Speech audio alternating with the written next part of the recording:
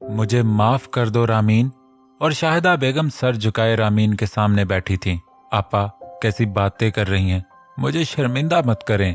आपा, शर्मिंदा तो मैं हूँ।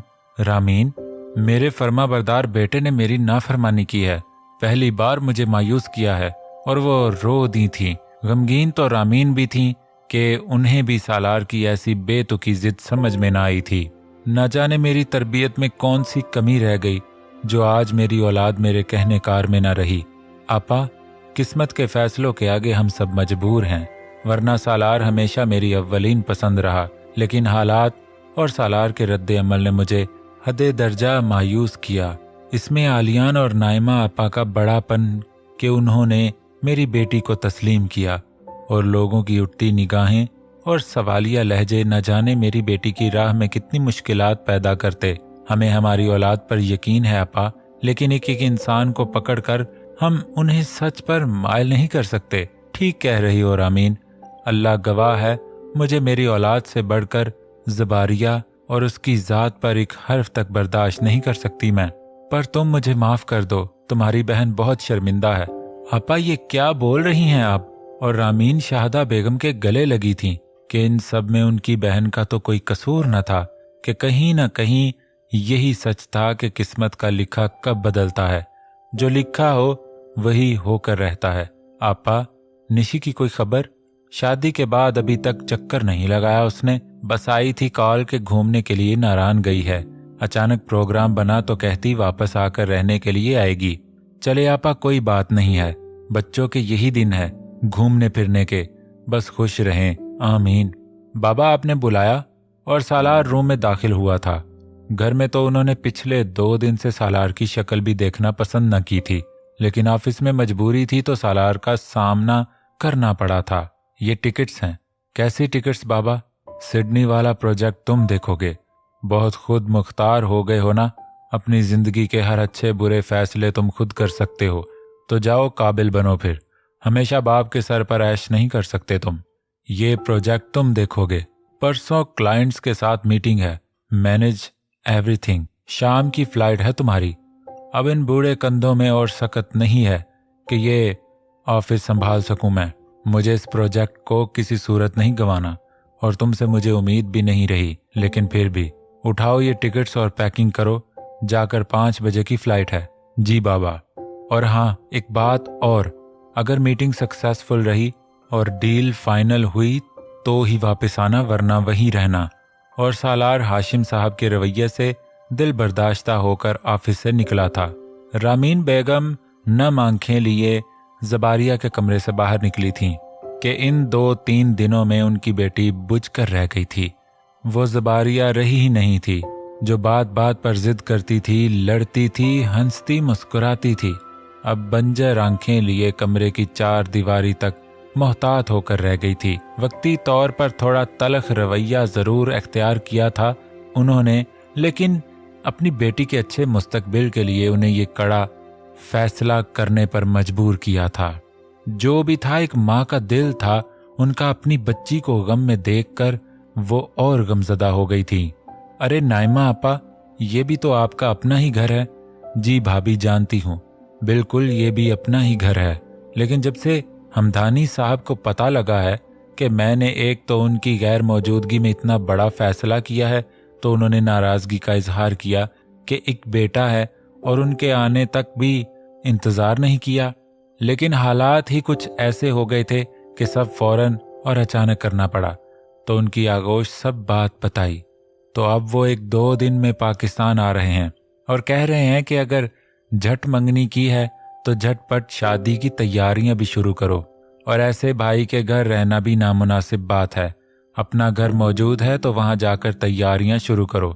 मेरे आते सारे इंतजामात मुकम्मल होने चाहिए। भाभी, आपको तो पता ही है कि हमदानी साहब कितने असूल परस्त हैं, और अब तो आलियान ने उनका काम संभाल लिया है तो थोड़ा रिलैक्स हो गई हैं। बस भाभी, एक अमानत आपके पास छोड़ चली हैं, बहुत जल्द वापस आएंगे पूरी धूमधाम से अपनी बेटी को लेने। क्यों नहीं, बिल्कुल, बेटी तो अपने घर रहती है, पराई ही होती है। दस्तूर दुनिया है, एक ना एक दिन तो बेटी को रुखसत करना ही होता है। जी भाभी, ऐसे ही है, लेकिन ये ज़बारिया नहीं दिख रही। जी वो अपने कमरे में है, मैं भी बुलाती हूँ। ममानी जान, आप रुकें, मैं बुलाकर लाता हूँ। ठीक है बेटा। और आलियान कमरे की जानिब बढ़ा था और वह न जाने कब से खिड़की के पास खड़ी सालार के कमरे की बंद खिड़की को तक रही थी। दरवाजा नॉक करने की आवाज पर वो ठटकी थी, लेकिन कोई जवाब न मिलने पर आलियान कमरे में दाखिल हुआ था। ज़बारिया, आलियान की आवाज पर वो पलटी थी। आप ठीक तो हैं? मैं कब से डोर नॉक कर रहा था, लेकिन जूबी ने कोई जवाब न दिया था। क्या हुआ है जूबी? मुझे पता है कि सब कुछ इतनी जल्दी हुआ कि सोचने समझने और ठीक से जानने तक का भी मौका नहीं मिला हमें, लेकिन किसी को जांचने में एक पल ही काफी होता है, और मेरी एतराफ़ मोहब्बत सच्ची है, जो कि सिर्फ आप ही के लिए है। जूबी ने आलियान की जानिब देखा था। मुझे रात के पिछले पहर किसी मर्द के साथ कमरे में देखकर भी आपने मुझसे मंगनी क्यों की? वो ज़बारिया की बात सुनकर मुस्कुराया था। मैंने कहा था ना कि किसी को जांचने के लिए एक पल ही काफी होता है, और मुझे मेरी मोहब्बत पर पूरा यकीन है। ज़बारिया आलियान की बात पर चौंकी थी। आप मेरे लिए बहुत मोतबर हो ज़बारिया, और इस बनते हुए एक नए रिश्ते की कसौटी में मैं आपको कभी फरामोश नहीं करूंगा। और आलियान का इतना पाकीज़ा एतराफ़ ज़बारिया को अजीब कश्मकश में मुब्तला कर गया था। नीचे सब आपका इंतजार कर रहे हैं, आ जाइए। और वो कहकर दरवाजे की जानिब मुड़ा था, लेकिन एक दम को पलटा था। मोहब्बत में एतबार ना हो तो मोहब्बत का कोई मोल नहीं होता। वो बेमोल हो जाती है और अपना वजूद खो देती है। और मुझे मेरी की हुई मोहब्बत पर इतना एतबार तो है कि वो मुझे कभी रुसवा नहीं करेगी। ये कहकर आलियान कमरे से निकला था, और ज़बारिया को एक धचका सा लगा था कि एक तरफ उसने भी मोहब्बत ही की थी सालार से। क्या उसकी मोहब्बत में कोई कमी रह गई थी कि सालार ने उसे अपनाने से इनकार कर दिया था? और दूसरी तरफ वो शख्स था जिसकी मोहब्बत उसके अल्फाज और सबसे बढ़कर उसकी आंखों से झलक रही थी, लेकिन फिर भी उसे आलियान की सच्चाई न जाने क्यों नहीं दिख रही थी, और वो हजारों सवालों के भंवर में घिर चुकी थी। आयशा, मत जाओ, मैं कैसे रहूंगा? अरीश आयशा के पास खड़ा उससे प्यार भरे अंदाज में कह रहा था। बरखुरदार, फिक्र मत करो, वापस यहीं आना है मेरी बच्ची ने। शाहिदा बेगम ने आगे बढ़े आयशा को गले से लगाया था, तो अरीश भी आंखें झुकाए शर्मा दिया था।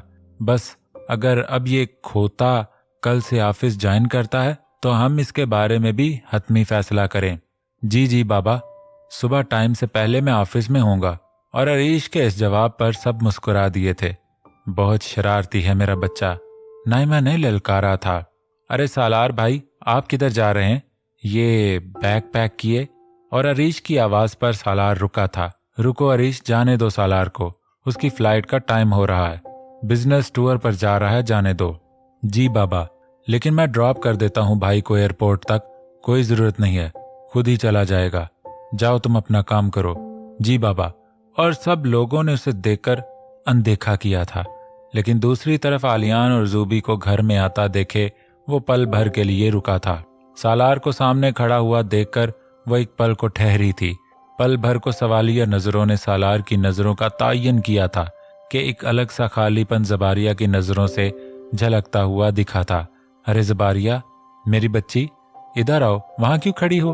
और वो एक पल को जैसे हाल में वापस आई थी। जी पुप्पो। और वो उनके गले लगी थी। जीती रहो मेरी बच्ची, बहुत जल्द आऊंगी धूमधाम के साथ अपनी बेटी को लेने। सालार को एक अजब सी घुटन महसूस हुई थी कि वो जल्दी से बाहर की जानिब बढ़ा था। अस्सलामुअलैकुम। ज़बारिया सलीका से सर पर दुपट्टा ओढ़े सलाम करती हुई हमदानी साहब के पास आई थी और सर को झुकाया था। माशाअल्लाह, तो ये है हमारे साहबजादे की पसंद, माशाअल्लाह। उन्होंने ज़बारिया के माथे पर बोसा दिया था। बहुत ही प्यारी बच्ची है डैड, आफ्टर ऑल चाय किसकी है फिर? आलियान ने प्यार भरी नजरों से जूबी की जानिब देखा था। बस बस बरखुरदार, बाप को बतलाए बगैर ही मंगनी कर ली। मैं ना आता तो शादी का भी पता न चलता।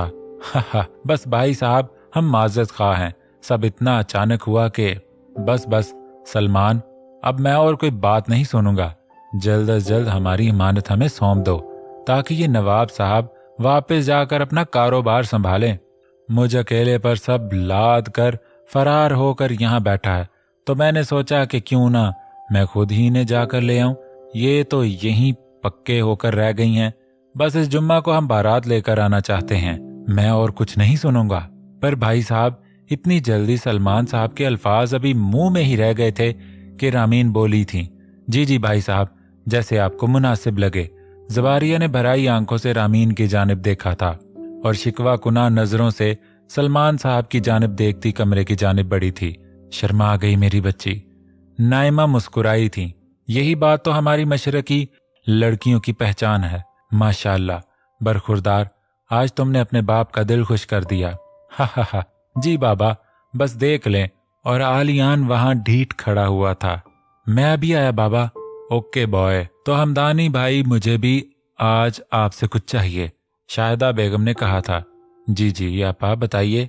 आपको तो मैंने हमेशा बड़ी बहन समझा है, तो फिर मुझे अपनी आयशा का हाथ अरीश के लिए दे दें। आयशा मुझे बहुत अजीज है और सबसे बढ़कर बच्चों की आपसी पसंद है। उम्मीद करती हूँ नाइमा और हमदानी भाई आप मुझे मायूस नहीं करेंगे।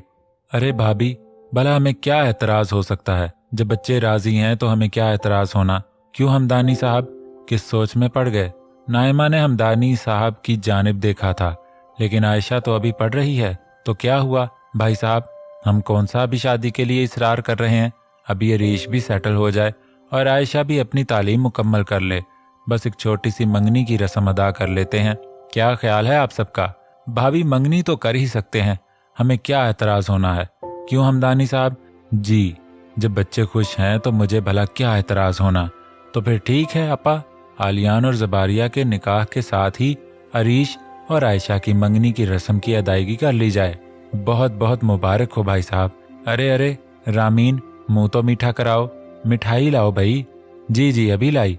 और वह जबारिया को ढूंढता हुआ टेरेस पर आया था। चांद तो जमीन पर है और आप आसमान पर क्या देख रही हैं? जी, मैं कुछ समझी नहीं। जबारिया ने आलियान की जानिब देखा था। मेरा चांद तो आप हो जबारिया। और जुबी नजरें झुका गई थी। हाँ, एक बात कहूं? जी। जुबी, मुझे ऐसा क्यों लगता है कि आप इस रिश्ते से खुश नहीं हो? नहीं तो। जुबी हिचकिचाई थी। वकील, झूठ भी बोलते हैं क्या? नहीं तो। तो फिर पहला केस आप ही लड़ना मेरा अपनी अदालत में।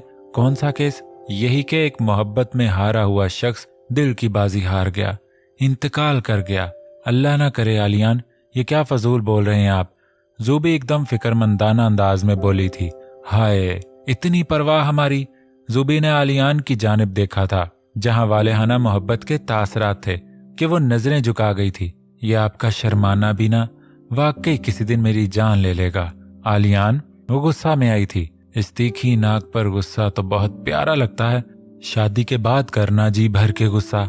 और वो मुस्कुराता हुआ नीचे की जानिब बढ़ा था और जबारिया ने एक पल को आंखें मूंदी थीं और एक गहरी सांस भरी थी और उसने नीचे की जानिब देखा था, जहां अरीश और आयशा ना जाने किस बात पर हंस दिए थे कि जबारिया की आंखों में पानी आया था।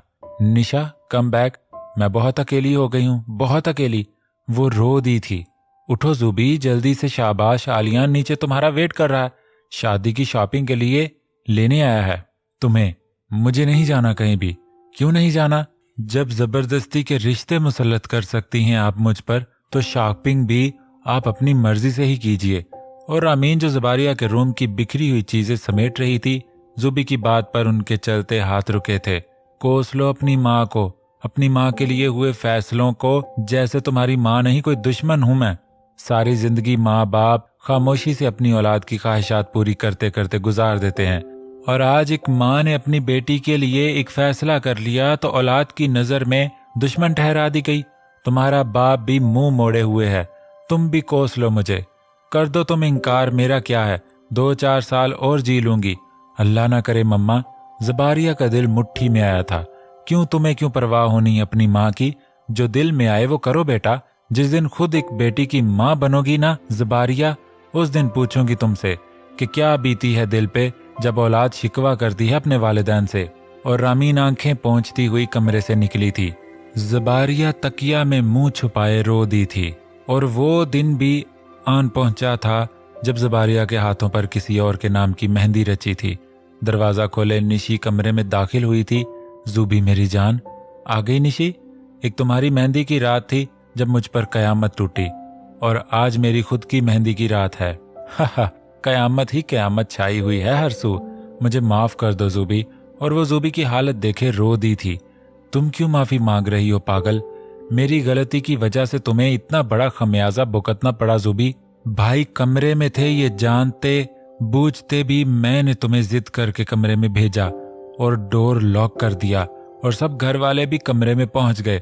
मैं तुम्हें और भाई को एक साथ देखना चाहती थी, लेकिन मेरी गलती की वजह से सब बर्बाद हो गया। जानती हूँ निशी के डोर तुमने लॉक किया था। हाँ, लेकिन जो तकदीर में लिखा हो वो होकर रहता, टलता कहाँ है। मैं तुम्हें तुम्हारी मोहब्बत नहीं दिला पाई, मुझे माफ कर दो। सब कुछ उल्टा हो गया, ऐसा नहीं सोचा था मैंने। जानती हूँ निशी, तुम्हें ये कहने की जरूरत नहीं है। हालात ही कुछ ऐसे हो गए थे कि मैं इतना घबरा गई थी कि मैं किसी को कुछ भी सच नहीं बता पाई। मैं तुम्हारी मुजरिम हूँ जूबी, मैं तुम्हारी खुशियों की मुजरिम हूँ। ऐसे नहीं कहो निशी, मुझे तुमसे कोई शिकवा नहीं, लेकिन मैं भाई को सब बता दूंगी, उनकी सारी गलत फहमी दूर कर दूंगी। नहीं निशी, इन सब बातों का अब कोई फायदा नहीं। क्यों फायदा नहीं है? तुम एक ऐसे शख्स के साथ जिंदगी कैसे गुजारोगी निशी, जिससे तुम्हें मोहब्बत नहीं है? हाँ, जूबी मुस्कुरा दी थी। मैं मोहब्बत नहीं करती, लेकिन वो तो करता है ना। और मोहब्बत में ठुकराना क्या होता है? मुझसे बढ़कर इस तकलीफ का कोई अजाला नहीं कर सकता, और मैं आलियान की मोहब्बत को ठुकरा कर उनके खलूस मोहब्बत को मजरू नहीं कर सकती। तो इन सब में ज़बारिया की खुशी, ज़बारिया की मोहब्बत। बोलो जूबी, दिल के कोने में वो खुशी और मोहब्बत तो मैं कब की दफन कर चुकी हूँ निशी। और निशी ने ज़बारिया की जानिब देखा था, जो बुत की मानंद खड़ी थी। चंद ही दिनों में वो मुरझा गई थी, और निशी ने जूबी को गले लगाया था। देखा आयशा, मैं नहीं कह रहा था। दोनों बहनें कहीं बैठी टसवे बहा रही होंगी। ओह, रुखसती आज नहीं है जो यहाँ गंगा जमुना बह रही है। हरीश बोलता हुआ उनके पास आया था। रो लिया, बहा लिए आंसू? पागल हो तुम जूबी, इधर देखो। तुम जानती हो ना जूबी कि मैं तुम्हारी आंखों में आंसू नहीं देख सकता, बिल्कुल भी नहीं। हरीश ने जूबी के आंसू पोंछे थे। आलियान भाई बहुत अच्छे हैं, और मेरी इस चुड़ैल को तो बहुत ही खुश रखेंगे। हाँ, क्या हूँ? चलो शाबाश, नीचे मेरे साथ आइसक्रीम पिघल रही है, तुम्हें पसंद है ना? चलो मिलके खाते हैं। लेकिन हरीश, लेकिन वेकिन कुछ नहीं। और वो खींचता हुआ जूबी को लेकर गया था। निशी, आप भी आ जाएं। तुम चलो आयशा, मैं आती हूँ। मुझे भाई को सब बताना होगा, उनकी सारी गलत फहमी दूर करनी होगी। पहले ही मैं बहुत देर कर चुकी हूँ। जूबी की हालत मुझसे देखी नहीं जा रही। या अल्लाह, क्या करूं मैं? ये भाई भी वापस आने का नाम नहीं ले रहे। या अल्लाह, रहम फरमा, मेरी मदद कर दे मौला। मुझे कोई राह दिखा कि मैं अपनी दोस्त के लिए कुछ कर पाऊं। सालार, सड़ियल खड़ूस, जा रही हूं मैं बहुत दूर, आपसे छोड़ रही हूं आपकी जान। अकड़ू, जूबी रुको, आगे समुंदर है। जूबी, पानी है, डूब जाओगी। और जूबी अपनी ही रुत में चल रही थी। सालार उसके पीछे भागा था। सालार, बचाओ, जूबी चीखी थी। जूबी, वो पसीने में शराबूर गहरी नींद से उठा था। ये कैसा भयानक ख्वाब था? ऐ मेरे खुदा, क्यों आया मुझे ऐसा भयानक ख्वाब? कहीं जूबी तो किसी मुश्किल में नहीं? नहीं, फिर ऐसा खौफनाक ख्वाब? कहीं जूबी किसी परेशानी में तो नहीं? या अल्लाह, ये मुझे इतनी घबराहट क्यों हो रही है? वो एक ही सांस में पूरा पानी का गिलास खत्म कर गया था। पसीने के तिपके उसके माथे से गिर रहे थे।